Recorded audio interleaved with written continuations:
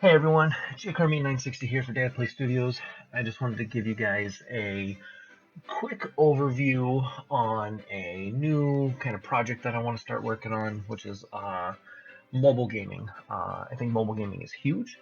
It's one of the fastest growing gaming empires on the planet, specifically because A, smartphones are becoming so much more prevalent, but B, apps.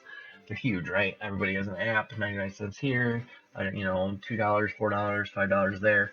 You never know. It's just super easy. Click the buttons and you go.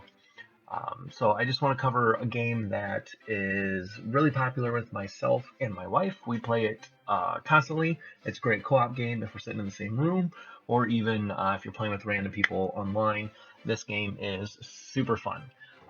So quick overview for me. I am a class 12. I've been playing this game since the new year, if not even before. When I looked, I had a review on the game on January 28th, which is actually my birthday. So apparently this game was good enough for me to want to review it on my birthday. So I've been playing it for months and months and months. Actually, when I first started playing it, this game was called Royal Dice. And once it got a little more popular, they switched it to. This is going to be my tutorial video for new players. This is not your expert, class 10, class 12. This is for you players that are class 1 to 3, struggling, saying, hey, how am I supposed to get big in this game without spending real money? That's where I'm going to come in. I'm going to come in and explain that to you guys here in this video. So, um, just a quick overview of the UI for some people who aren't familiar with it. I'm going to start with the store and go left to right here. The store is very important. You get one video refresh a day. You always get either a chest, coins, or gems for free. So one thing to note, how much you get out of this, you're going to see, wow, he gets 13 common dice. Why? It's based off your class. So the higher level your class is, the more free out of the chest as well as out of the card boxes you get. So I'll show you guys that here in a second. I got a bunch of cards stored up. Um, if you ever actually want to spend money, always do whatever these packs are. Don't come down here and buy any of these with your gems. I'll explain that in a minute. Do not buy anything with your gems down here. If you're going to spend anything, it'll be a 500 gem chest that's in this slot here, or 40,000 gold, which seems like a lot, but I promise you, you get it really fast. 40,000 gold on a legendary. So the 500 gem chest is a legendary die, and the 40,000 gold is a legendary. The chest, of course, is random. You don't know what it is until you open it. The legendary die, it will say what it is, and you can buy it. Okay, and I'll go over which ones you want here in a few minutes. Okay. So that's this refresh. Always do your refresh because you get free money, free gems, or just dice itself. I recommend do not buy dice in here. I cannot stress that enough. That gold is valuable. You're gonna get a million of these just from playing the game. You don't need to buy those really at all. Maybe outside the first couple dice refreshes in the shop, but as you can see here, like I got a class 10. It's going to cost me 20,000 to upgrade. I don't need, take 2,000 dice. I don't need to buy 13 of them in the shop. I don't need to buy 20 of them in the shop. I'm never going to, you know, it's just not impactful. Okay, so let's just go over the dice real quick while I already got the screen in here. You, of course, get 3 storage dice decks. I always do my PvP one and my number 1, my co-op one, which they are different, I promise you, later on in the game. My first one is, of course, PvP, second one co-op, and third one is kind of I want to try some cool, fun synergies. Usually I will throw this deck together when my wife and I play. We'll play and we'll pick really fun, cool combos to do together. So I'm going to take this third one, though, right now, and I'm going to show you guys a really good starter deck to get you from class 1 up to class 5. Okay, it's very important that you understand early on the class of your dice. It impacts its power, but most importantly, it impacts its functionality as well. So, for instance, I constantly see level 1s running, or sorry, class 1 people running the light die, and it just breaks my heart because it is not a good die early on. This die is a late game die. You're gonna want to run it with your guns. You're gonna want to run it with, your solars, your combos, stuff like that. Just don't use it, please. I cannot stress this enough. Please don't.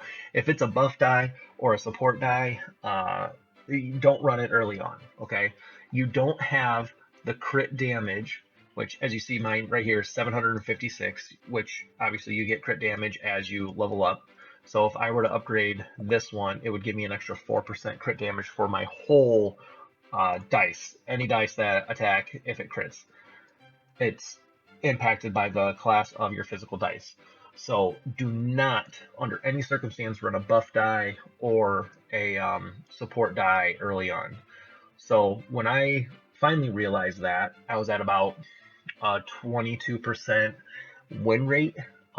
If I look now, I'm at a 55. So as soon as I kind of realized, hey, this is how this game's supposed to be played, I've never refreshed it or anything. I went from like a 22% win rate, and I was just killing the win streak bonus. And I got to class 12 before they changed the way winning works, where it was just you win, you gain, you lose, you lose.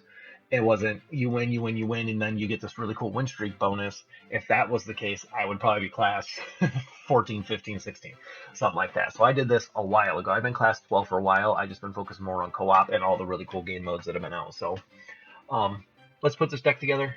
Sorry, it's kind of difficult to do this with the mouse on my computer. So you want good damage, you want good rate of fire, and you want some decent crowd control. And this is, again, for PvP. You can even do this for PvE, the co-op part.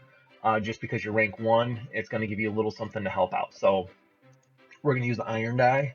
Hits hard, hits bosses even harder, okay? We're going to use the generic slow because you're probably going to get a lot of these. You can class these up. And the slow is nice for bosses. It'll help you deal more damage to the boss, and it'll also help your partner deal more damage to the boss if you're doing PvE. I like the fire. It's a good starter die, good quick little AoE explosions. The next slotted die, I like either broken because it hits hard and it hits random, so it's a great way to kind of thin out the HP bars on some opponents. Or I like the lightning. Again, another one that you're going to get a lot of. It chains damage. I'd say if you don't have the next two dice I'm talking about, these are going to be the replacements. So the next two I really like are going to be in your epic category. Again, they're non-legendary, so we're not going to look at any legendaries right now. Modified electric, so good. The higher level it is, the more enemies it chains against. Very strong die. And there is no distance cap on that chaining, so it's not like they have to be close. You can literally have a die like somehow in the middle get broken, and it'll chain from the beginning to the end. It does not matter. And of course, the best die in the game, aside from Typhoon, which is what replaces this, is the Mighty Wind. This is it. This is what you want to run into co-op, PvP, and while you're trying to go from class 1 to class 5. Now, it's important to note, again, if you don't have Modified Electric or if you don't have Mighty Wind, these are your substitutes. Right here. We're going to use Lightning or Electric, and we're going to use Broken. So this would be your super budget deck, and then Modified Electric and Mighty Wind over the last two. Now, the reason why it's important to class up early. Your resources up here obviously are impacted as you play the game. However, when you open card boxes, you can see at class 12, I get a lot more cards than somebody at class 1 or 2.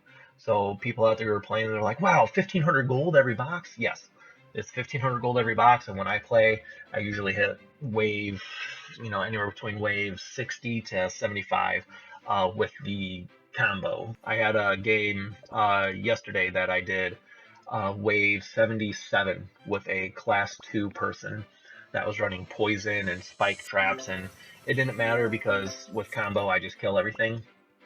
I think I was doing like 450, 500,000 damage crits and was just dropping stuff left and right. I had like 4 or 5 starred ones. But again, this is just kind of the intro. Ooh, I got a legendary. So you see how important getting the cards are. Ooh, combo. That's even better. So that's uncommon. I was actually just complaining, my wife and I were, that I've opened probably close to 70, 80 card boxes without actually, I've already rated you. Why did that pop up? I've opened 70 to 80 card boxes without getting a legendary. So until your class is higher, I recommend don't do random arena or random mirror match until you're class 5 or 6. It'll try to give you a better understanding of the actual dice itself before you kind of jump in. And those game modes, which I'll be doing more guides later to talk about it, but those game modes are more advanced, and you can lose a lot of your gems early by playing those two. Wait until I do my co-op guide. I'm going to do a co-op dice guide for middle tier. This is to get you to class 5. This dice build and this kind of understanding of the gameplay gets you to dice 5, or sorry, rank 5, class 5. And then I'm going to do a guide for co-op. I'm going to do a guide for PvP. I'm going to do a guide for arena and for the mirror match itself. So I'm going to jump into a battle with this dice set. I'm just going to do a PvP just to show you kind of the idea behind this dice. Remember, mine are going to hit a lot harder than yours will, but I want to show you kind of gameplay tips, how you merge, when to merge, and why it's important to understand that it's not just merge as you go. Okay, I cannot stress that enough. So the whole idea behind this game is obviously one dice, one dot attacks once. So each dot on the die represents how many attacks per second or per its attack cycle. So I'm actually just going to get a free win here, which is kind of nice.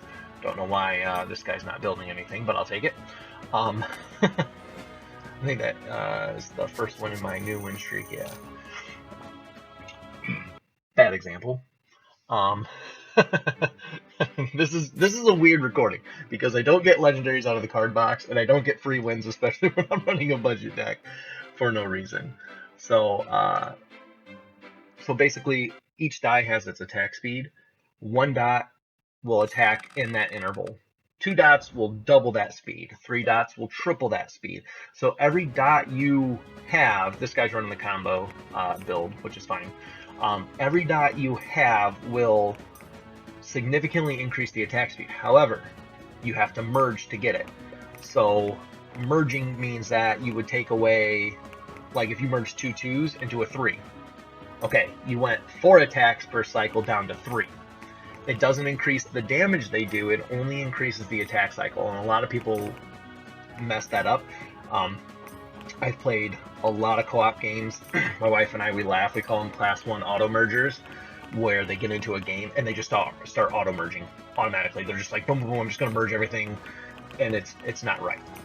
So the focus is you want to make sure that you're merging towards the spawn. It's less travel time, it's more damage for your enemies to take. So merge towards the spawn. So you see here, all my 2s are closer here, so they attack faster, they hit faster, they're going to do a lot more damage. When you're buying versus upgrading, you want to upgrade when your dice are about 50% of the cost for the first couple of levels. So for instance, this costs 140, my upgrades only cost 100, so I want to upgrade because that's just going to increase it. I can buy 1 die, or I can upgrade 3 of my broken die. Kind of makes sense to do the 3 broken die, right? This is different because I have all attack die. Again, this is a good starter build. He's just going to want to upgrade combo. The rest of them are just supporting this combo. If he has high combo, high damage, he's just going to win by default. All these, even if he upgrades all these, it doesn't matter if he has a star rainbow, it's not going to do anywhere near the damage a combo will with, 40, 50, 60 combos. So you want to focus iron when you're doing this. You really want to get your irons powered up. Out of all these dice, iron should be maxed first, purely because it deals bonus damage to boss, and boss is what's going to kill people more in lower levels. So this one I am going to lose. He's already on a 12 combo. I'm not going to catch up, but I'm just showing you guys again. This is the budget deck. This is how far you can get.